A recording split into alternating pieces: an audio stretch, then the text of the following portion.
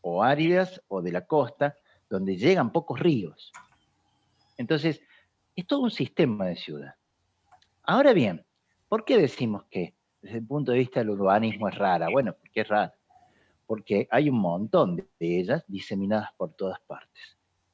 Profe, la pregunta del millón y la de siempre. ¿Hay orden? Sí, claro que hay orden. Pucha que si no hay orden, fíjense. Inclusive en esta gran mancha hay un orden establecido en tanto ciertas líneas en donde ortogonalmente van poniendo esa ciudadela. No es que vino uno y puso una ciudadela dada vuelta. Y lo mismo pasa adentro de esas. Hay un orden, está ordenada, pero no tiene un orden clásico como nosotros los entendemos. O si ustedes quieren, hay bastante de clásico en esta cuestión metodológica de ordenar las cosas. Por eso insistimos en los talleres, y yo también, en que los conceptos de clásico y anticlásico definitivamente puede ocurrir en Europa y no son tan tajantes. Sin embargo, en América no tenemos por qué verlas como clásicas o anticlásicas. Sí, tenemos que reconocer esas líneas rectoras que ordenan y organizan la ciudad. Bueno, acá la tienen a Yumi, a Judy desde arriba. Y acá tienen lo que yo les decía. Fíjense, este no es, pero es un ejemplo donde hay excavaciones, no sé si alcanzan a ver ahí, que todo esto que se ve acá ha estado tapado por esto, por tierra, por duna, por el tiempo, porque hay una cosa que parece mentira. Esto se ha ido descubriendo desde el siglo XIX y le diría XX en adelante, ¿eh? Hace poquito, ni hablar Machu Picchu, ya vamos a llegar y les voy a contar. Bueno, eso es una primera aproximación a lo que como problemática urbana puede llegar a ocurrir dentro de tantos horizontes que venimos viendo, ¿no? De esto se trató lo de recién. Fíjense, del siglo V al X estábamos dentro de la cultura de Tiahuanaco. Tiahuanaco, lamentablemente, no la vamos a ver como ciudad. Es una linda ciudad, pero si no, no llegamos ni a palo a lo que nosotros tenemos como intención. Pero sí mostrarles, acá están las excavaciones que yo les decía, y algunas otras que según la región, como les decía recién, tienen características pétreas, porque en el lugar hay piedra, porque se hicieron con piedra, y con un sistema de piedra sin mampuesto, que creo que la otra vez Juan me decía, sin mampuesto quiere decir que no tiene mezcla, perdón, mampuestos quiere decir que no tiene mezcla, sino que están una arriba de la otra puestas. Y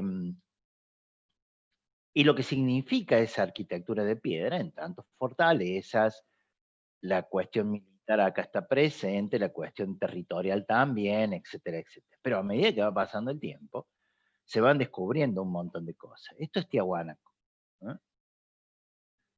Ahí abajo lo van teniendo. Tiahuanaco es también, rápidamente les digo, una organización muy importante donde sí aparece planteados ciertos ejes muy regulares para una ciudad que está ordenada desde centros ceremoniales importantes.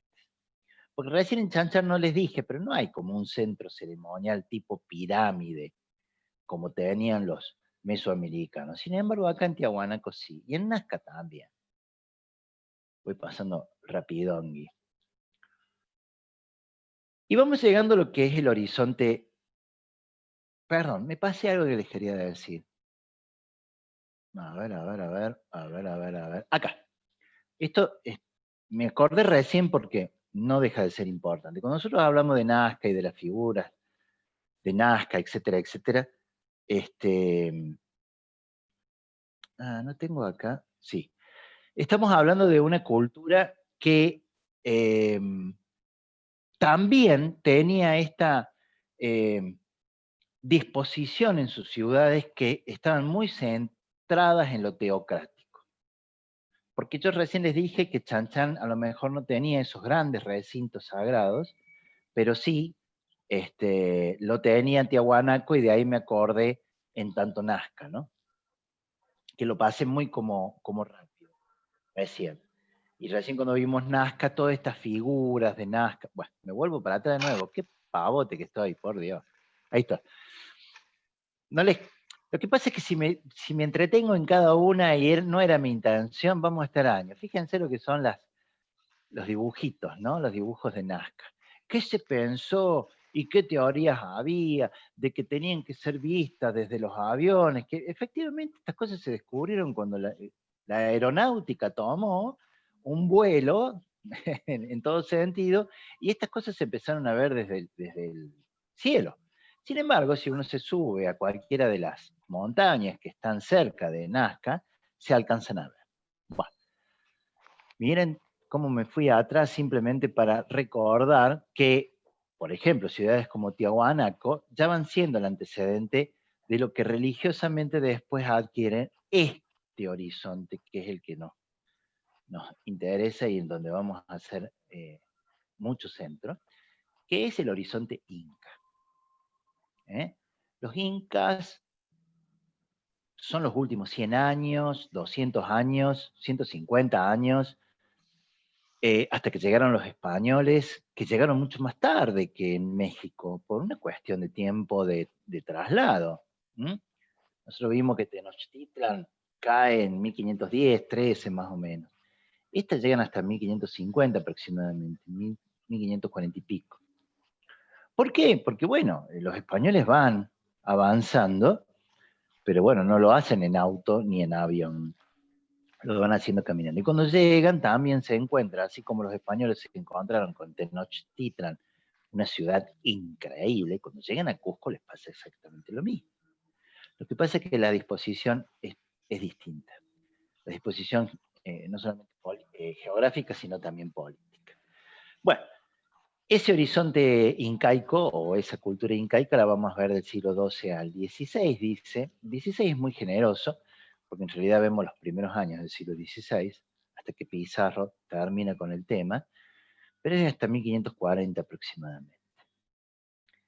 Sierra. Cuando hablamos de los incas, en general hablamos de situación de costa y de sierra, en donde hay dos personajes que acá los adivino porque me está tapando las imágenes, pero no importa. Hay un dios muy importante, se llama Viracocha, que además es un dios distinto, porque se asemeja mucho a lo que decían los cristianos en el mismo momento, pero en Europa. Es un dios creador de todo. Es un dios creador del cielo y la tierra, de, de los fenómenos naturales, del sol, de la luna, ¿sí? O sea, todo eso los incas decían que lo había creado el dios Viracocha, por eso es tan importante. Viracocha es un nombre que si se quieren acordar está bien que lo hagan. Aclaración, chicos, todo esto no ocurre por traducción como en Europa. ¿Qué pasa? En Europa teníamos los escribas y entonces los monjes escribían y todos los escritos llegaban, ni hablar los romanos, los griegos que utilizaban. Acá es por transducción que se llama, o sea, por tradición oral. Todo lo que se sabe es porque se va contando de familia en familia, de momento en momento, de cultura en cultura. Quienes escriben la historia son los españoles. Hay algunos señores españoles que supieron escribir la historia, pero hay otros que no. Entonces se mezcla como nunca aquello de lo mitológico con la realidad. Me acordé de esto por Viracocha. Viracocha se supone un dios que para los incas era eso. Pero cuando hablábamos de otras culturas, Inti como dios Sol, etcétera, etcétera, tenían otro tipo de referencia. Y la verdad era la verdad relatada, ¿no? Por eso estas culturas son tan apasionantes, porque en realidad vamos descubriendo cosas, como le dije. Y me parece que al lado de Viracocha yo lo tenía puesto a, a uno de los conquistadores, no sé si es Mango Cápac o Pachacútec, me parece que es el que está al lado. Creo que es Pachacútec. ¿Quién es Pachacútec? El personaje, ya llegó a eso. Bueno, esto para que veamos y no olvidemos el recorrido que tiene esto, cuáles van a ser las ciudades que son cabeceras de esa cultura incaica, Nosotros vamos a ver Cusco, lamentablemente no Ollantaytambo, que dicen que es preciosa, vamos a ver Machu Picchu, y nada más. O sea que vamos a ver dos de todas. Obviamente son como las dos más importantes, sobre todo Cusco, ¿no? Porque además a ustedes les sirve Cusco muchísimo para cuando estén al final del segundo año y principio de tercer año. Rápido, alguna visión general de lo que, sí, Pachacútec creo que era el que tenían puesto recién. Una visión general de lo que estaba ocurriendo cuando los incas empezaron a hacer lo que fueron. Acá lo tenemos a Viracocha como creador, a Inti, Sol, Mamaquilla como luna, la Pachamama como tierra. Estas tres divinidades están asociadas desde antes de los incas, pero los incas intuyeron que fue Viracocha quienes dio lugar a cada uno de ellos. Arriba, empecemos por el principio, Juan. Si los tenés ordenados, ¿por qué no lo decís ordenado? Acá están 4 personajes que son fundamentales para la vida del Inca. El primero que ya le dije, Manco Cápac o Manco Inca, que fue el primero que logró conquistar a todos los pueblos y hacer de toda esa región, empezar a hacer de toda esa región una sola cosa. El que en realidad hizo una sola cosa y fue un capo mal, es este señor que está acá que se llamó Pachacútec, porque además fue urbanista. Además fue urbanista. Le sucedieron Topa Inca, bueno, y el Huayna Cápac, que son los sucesores emperadores de ese imperio, valga la redundancia, inca, pero cada uno de ellos tuvo una participación fundamental dentro del trazado de lo que significó la organización inca, ¿sí? Acá tenemos una pirámide, donde tenemos la nobleza arriba, los artesanos especializados, dice. Ocurre que en todo lo que es el territorio inca, en general en las ciudades estaban apostadas la gente más relevante, esta parte de la puntita de la pirámide social, ¿sí? ¿Por qué? Porque lógicamente todos los sacerdotes, todos los monarcas, los emperadores cubrían las ciudades capitales donde se organizaba toda esta cuestión que tiene que ver con el imperio inca. El resto de las familias, y esto es espectacular, miren lo que les voy a contar.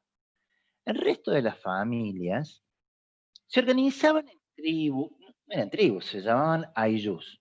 Se organizaban en parcelas de tierra que les pertenecía a esas familias en el campo, donde labraban y tenían este tipo de sistema aterrazado que tiene que ver con todo esto que están viendo acá al costado, que es básicamente la agricultura y cierta cría, y se organizaban en ayllus. Bueno, con esos ayllus empezaban a juntarse varias familias, terminaban en una curaca que se llamaba, que era como una ciudad pequeña, y a su vez eso dependía después de las ciudades cabeceras o capitales más importantes, que fueron las que vivimos recién, Ollantaytambo, Cusco, etc. Pero trabajaban las familias con un sentido que los incas llamaban reciprocidad. ¿Qué significa la reciprocidad? Que ellos trabajaban a cambio de, y ni siquiera como trueque, no existía la moneda como valor. Increíble, increíble. O sea, cuando hablamos de mercados, cuando hablamos de trueque, cuando hablamos de una serie de cosas, estamos hablando de un sistema como si fuera una cooperativa entre cada uno de ellos. Y se movían así. El que plantaba tal cosa tenía la reciprocidad con otra Ayllus que a lo mejor tenía un par de gallinas y iban conviviendo desde ese lugar. Los artesanos y todo lo demás también lo hacían. Lo que sí tenían la obligación, los incas, de en algún momento, eso tiene un nombre que no me estoy acordando en este momento, tenían la obligación de contribuir al gobierno con alguna actividad de labor. Entonces, los caminos del Inca, las construcciones ceremoniales, mucho que tiene que ver con la ciudad, lo hacían en ese sentido de reciprocidad. Está bien, el Inca te daba a vos la tranquilidad, la seguridad como imperio de que no te iba a pasar nada, pero vos trabajabas para el Estado.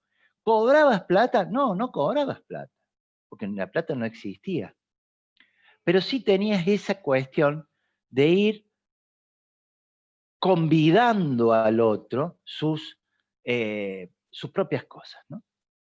Inclusive cuando una familia tenía que construir su vivienda, esa comunidad le ayudaba. ¿Mm? O sea que era una verdadera cooperativa de intercambio. Me hace acordar a mí, no sé por qué, capaz que leer de acá a la China, no sé si ustedes saben lo que son los Amish, que es una cultura que está totalmente en contra de lo que son los avances tecnológicos, entonces han quedado como viviendo en una época donde el intercambio de familias casualmente se realiza prácticamente igual que esto. Por eso me hace acordar a lo mejor. Hay una película muy linda, primer película de CMX, que se llama Testigo en Peligro. Como verán, me gusta el cine, trabaja Harrison Ford. Es una película vieja que no se las aconsejo porque para ustedes puede llegar a ser muy lenta. Pero ahí sale todo lo que significa la cultura Amish. Y en el país, en nuestro país tenemos uno. En Bolivia hay, y en Perú también, y no es casual para mí, por esto que estamos hablando, y se vinieron unos Amish a La Pampa, tan cerca Profe, de sí, bueno, ¿esos no se llaman menonitas? ¿Puede ser? menonitas Ah, también. Sí, señor. Sí, sí. Son no sé si son los mismos, pero cabe. Sí, tienen como la misma ideología, digamos.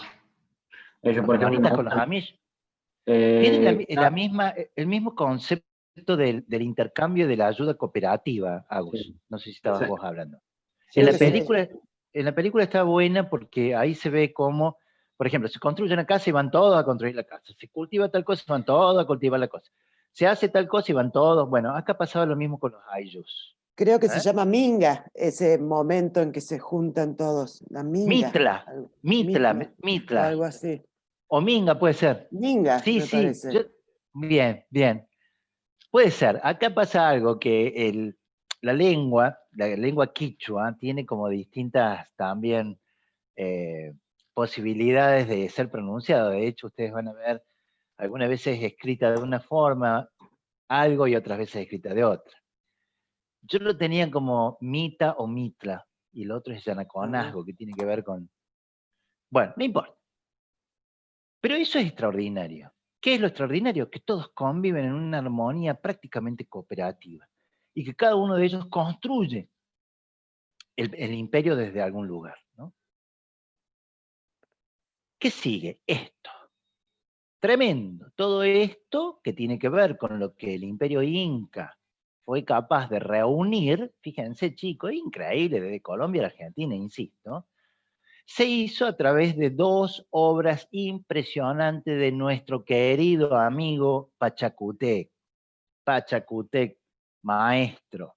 ¿Qué hizo Pachacútec? Unió. ¿Cómo unió? Con los famosos caminos del Inca.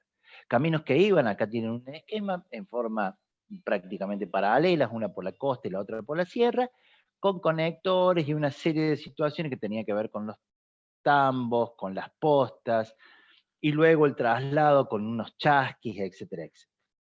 Hay caminos de todos los gustos, para todos los gustos y por todos lados. Recordemos que además es un gran imperio que pasa por distintas, fíjense acá tienen fotos de distintas situaciones. O sea, el camino del Inca no se paró nunca. El Inca no paró nunca eh, en tanto cubrir ese camino para unificar ese imperio. Ahora, una cosa es decirlo y otra cosa es hacerlo. ¿Cómo se unifica ese imperio? A través de la mente hábil de alguien que piensa en regiones. Entonces, no solamente están divididos en regiones geográficas, sino que Pachacútec dice, vamos a dividir esto en el famoso Tahuantinsuyo. Entonces, cuando nosotros hablamos de Inca y hablamos de toda esta porción que tenemos acá de territorio, si hablamos desde nosotros como incas, hablamos de un Tahuantinsuyo, que son 4 regiones distintas. 4 regiones que son, una al norte que se llama de tal forma, el Chinchasuyo, el Condisuyo, no importa, no se les haga lío. Con que sepan que se llama Tahuantinsuyo está bien. Y con que sepan que esa división es nada más que para organizar administrativamente la cosa, genial. Ahora, ¿desde dónde lo hizo este tipo? Desde Cusco. Por eso Cusco es tan importante. Cusco, cuando llega a Pachacútec, no es una aldea, es una ciudad muy chiquitita. Pero él entiende que a partir de Cusco se pueden dividir las regiones. Miren, chicos, acá estamos hablando de una ciudad, ¿no es cierto? Estamos hablando de una ciudad chiquitita. Y acá estamos hablando de todo un territorio. Y a partir de la ciudad de Cusco, que está acá, casi en el medio, a partir de la ciudad de Cusco es donde se tiran los ejes administrativos. Es de donde salen los caminos del Inca y es de donde se recupera y se organiza administrativamente todo el imperio. Y entonces ya entramos en un tema, que es el urbanismo de Cusco. Este pajarito que tenemos acá, ya lo vamos a ver mejor, esta ciudad que tenemos acá es la ciudad de Cusco.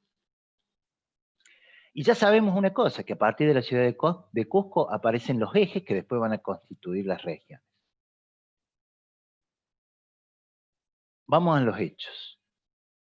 Primera aclaración que tiene que ver con esto, que yo les decía recién, de la importancia que tiene o no esto que está comprometido con el mito y la realidad, ¿no? De pensar que algunas cosas tuvieron significado y a veces que es más mito que realidad, inclusive más invento que otra cosa. Así como se suponían que las líneas de Nazca que les decía recién eran cosas que habían hecho los extraterrestres, porque la única forma que había era de verla desde un avión, y resulta que después cuando va al lugar te subí a la montaña y la ves de arriba, o sea que no era así. Lo mismo está pasando con un mito que tiene que ver con el puma, y el perfil de la ciudad de Cusco, en tanto, fíjense, tiene como cierta forma felinesca, y se suele hablar de Cusco como la ciudad puma. A mí me da un poco de vergüenza. Pero bueno, nada. ¿Por qué? Porque si ustedes googlean, van a ver que no hay un puma que se parezca a otro, porque algunos lo hacen con la pata más alta. Bueno, en fin. Sí, la cabeza, que este lugar se llama Sacsayhuamán, en donde en todos lados es la misma, pero el resto del cuerpo no. Entonces, dicho esa aclaración, salgamos de esa cuestión mitológica y metámonos en el urbanismo de Cusco. Dijimos, esta es la ciudad de Cusco, y dijimos también que ya tenemos una división territorial cuando hablamos del Tahuantinsuyo. Cuando hablamos del Tahuantinsuyo estamos hablando no de la ciudad, sino de la región. Ahora, si empezamos a hablar de la ciudad, empezamos a advertir que hay un río, donde Pachacútec lo toma, verdaderamente como eje, porque si ustedes se fijan en las calles principales, son ortogonales al río en realidad. A una cuestión que tiene que ver con lo territorial, o sea, con lo que hay y existe naturalmente.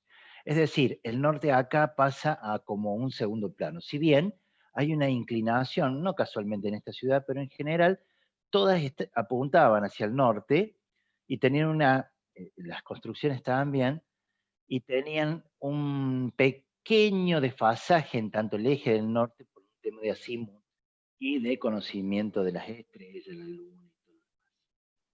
El río, primer elemento de la ciudad. Vamos a ver que tiene una plaza. Por eso decimos que esto es urbanismo puro. Una plaza que se llama Huacapata. Si se acuerdan, mejor. Si no, plaza. Y esa Huacapata, a su vez, está dividida en dos. Más allá de los nombres, que a veces se complican, son dos plazas que tienen funciones distintas. Las separa el río. Hoy si van a Cusco, ese río está entubado, pero antes, y ya lo van a ver en un video, ese río separaba a la plaza en dos cuestiones que tenían que ver funcionalmente con dos situaciones distintas. La del norte, esa que dice Aucaipata, la tengo que leer porque la verdad que no me acuerdo.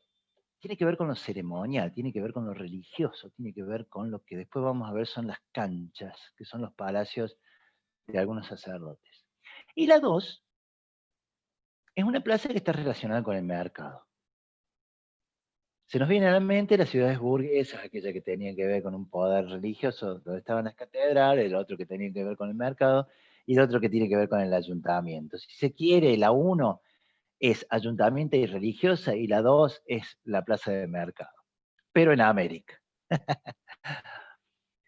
Entonces, la plaza como un elemento distintivo. Aparecen las canchas o los palacios de los monarcas, no de los sacerdotes, que ya van a ver dónde están, se dan bajo el nombre de canchas. ¿Por qué canchas? Porque acá sí hay una cierta similitud con lo que vimos en Chan Chan en las ciudadelas. La cancha era una parcela cuadrada con una muralla donde adentro había un palacio y algunos otros edificios que servían para el palacio. Eran parte del servicio del palacio. O sea que estas cosas son como muy grandes, chicos. Por eso les pongo palacios al lado para que se acuerden que cuando nosotros hablamos de canchas a nivel inca estamos hablando de eso. La coricancha es un espacio ya de índole religioso. Se considera todo un templo, donde acá hay un templo importante que es el Templo del Sol, y que desde la plaza y a través del río se llegaba como ritual a ese lugar que estrictamente era sagrado. De hecho, voy a hacer un clic y van a ver que hay como un círculo ahí desde el Templo del Sol, porque en esta ciudad, y hay una cosa que no les dije, en esta ciudad se va dando en forma concéntrica desde el Templo del Sol la importancia y la jerarquía dentro de esa pirámide social. ¿Quiénes eran los más importantes? Los que vivían cerca del Templo del Sol. Y a medida que nos íbamos yendo, los demás. Me acuerdo de algo recién que me acabo de olvidar nuevamente. Bueno, no importa. Ya me va a venir. Entonces, todas estas que también se llaman canchas, grandes manzanas, ya lo van a ver en un video, tiene que ver con un pequeño complejo donde está la gente relacionada al sacerdocio y todo lo demás. Ah, ya me acordé lo que les quería decir. La gente, digamos, el ciudadano, obvio que algunos vivían acá para servir a toda esta casta religiosa y política. Pero ya vimos que estaban en sus propios ayllus. ¿Qué pasa cuando los incas invaden? La invasión de los incas se dio, como siempre, en dos situaciones totalmente distintas. Los pueblos se sometían porque veían que la organización del inca les recontra convenía, por eso les fue tan fácil a los incas conquistar todo, porque estaban tan organizados que además no le quitaban sus religiones y todo lo demás, las iban incorporando. O tenían cierta resistencia y se promovían batallas y todo lo demás. Por eso también la parte militar inca es importante. Aquellos curacas o personas importantes que eran jefes de familias que los incas iban conquistando, los llevaban a esta ciudad. Por eso en Chan Chan, yo me olvidé de decirles, esta ciudadela también se piensa, lo que pasa es que Chan Chan no se sabe casi nada, acá se sabe casi todo. Se piensa que en Chan Chan también esas ciudadelas tenían que ver con esto de unificar clanes familiares. Y acá pasa eso. La ciudad de Cusco es una ciudad importante, cabecera, pero no es que vivían alrededor todos los ciudadanos que contribuían, digamos, como una parte urbanística de esa ciudad. ¿Qué me está quedando? Bueno, los barrios, acá me está faltando esos barrios que hablé recién. ¿Qué apareció ahí? Ah, que no tenían murallas, les pongo ahí como una cuestión singular, que no tienen murallas, porque para llegar a Cusco, desde el punto de vista bélico, con el poderío que ellos tenían, no se defendían como ciudad, sino en la ciudadela, si es que lo necesitaban, que era una fortificación que está acá arriba, este número 4 que se llama Sacsayhuamán, que lo tienen ahí, que es la cabeza del puma. Este Sacsayhuamán o ciudadela es una ciudad, como ciudadela que es un conjunto, ya lo vamos a ver, vamos a ver imágenes de todo esto, es un conjunto de edificios, donde hay partes religiosas, donde hay partes administrativas y partes civiles, pero fortificadas con una gran muralla. Sacsayhuamán, la ciudad no, pero Sacsayhuamán sí. Y ya van a ver algunas características que son como tips. Era como una acrópolis, Juan. Exactamente, exactamente. Ahí se alcanza a ver bien, Mane, ahí lo refresca, lo vamos a ver en un video. En el video se ve clarito. Ahí se ven las cotas, ¿no es cierto? Está muy alto, Cusco baja, y es como una acrópolis. Y bueno, sí, claro que se puede comparar con eso. Lo que pasa es que ahí en esa acrópolis, en este caso, había edificios administrativos. De hecho, el chiste, para acordarse, es que cuando se habla de arquitectura religiosa para los incas, siempre los muros son curvos. O sea, si ustedes tienen algún muro curvo, está relacionado con algún edificio, algún templo religioso. Por acá podemos, ¿hay alguna pregunta? Podemos ir parando esta partecita de la grabación. No sé si